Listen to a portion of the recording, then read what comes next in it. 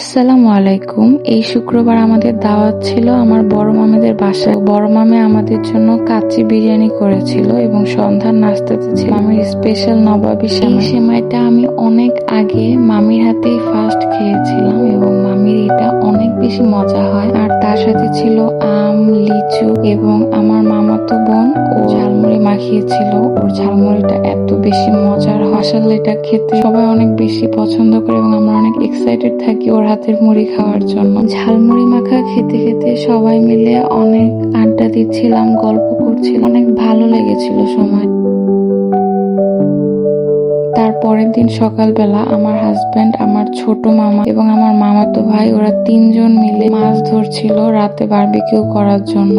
এটা হচ্ছে ফার্স্ট বার ছিল, আর ফার্স্ট বারই মাশাআল্লাহ একদম ঘাট থেকে এতগুলো মাছ এসেছিল। এই জন্য আমার হাজবেন্ড অনেক বেশি খুশি ছিল, সবাইকে দেখাচ্ছিল। যদিও মাছগুলো খুব একটা বড় ছিল না, কিন্তু যা ছিল আলহামদুলিল্লাহ ভালোই ছিল।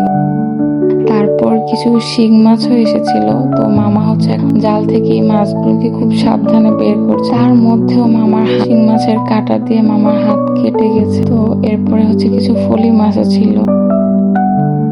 এটা হচ্ছে আমার দুই মামার বিল্ডিং এর মাঝখানে একটা কাঁঠাল, কিন্তু গাছটাতে মাশাআল্লাহ অনেক ভালোই কাঁঠাল হয়েছে। তার সাথে আরো কিছু গাছ ছিল যেগুলোর মধ্যে ভালোই হয়েছে। এছাড়াও আমার মামাদের বোম্বাই মরিচের বাগান, লেবুর বাগান, বিভিন্ন শস্য, সূর্যমুখী, ভুট্টা এবং তার সাথে সিজনাল অন্যান্য যেগুলো হয় এগুলো মামারা করে। এবং হচ্ছে এই যে আলু শাক এবং কুমড়া শাক, তার সাথে ছোট ছোট 3টা কুমড়া হয়েছিল যেগুলো ইনশাল্লাহ পরবর্তীতে বড় হবে।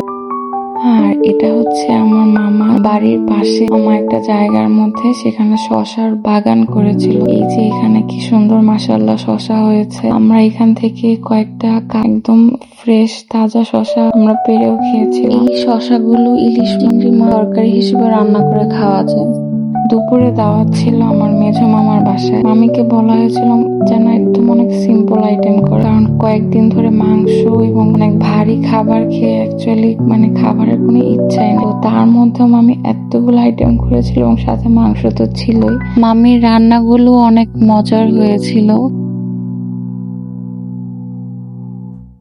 এরপরে হচ্ছে আমরা রাতে বারবিকিউর জন্য প্রিপেয়ার করেছিলাম এবং আমাদের ফিশ বারবিকিউটাও আলহামদুলিল্লাহ খেতে অনেক ভালো হয়েছে। আমরা আসলে সবাই মিলে অনেক এনজয় করেছি। নানু বাড়িতে গিয়ে টাইম যে কখন চলে যায় বোঝাই যায় না।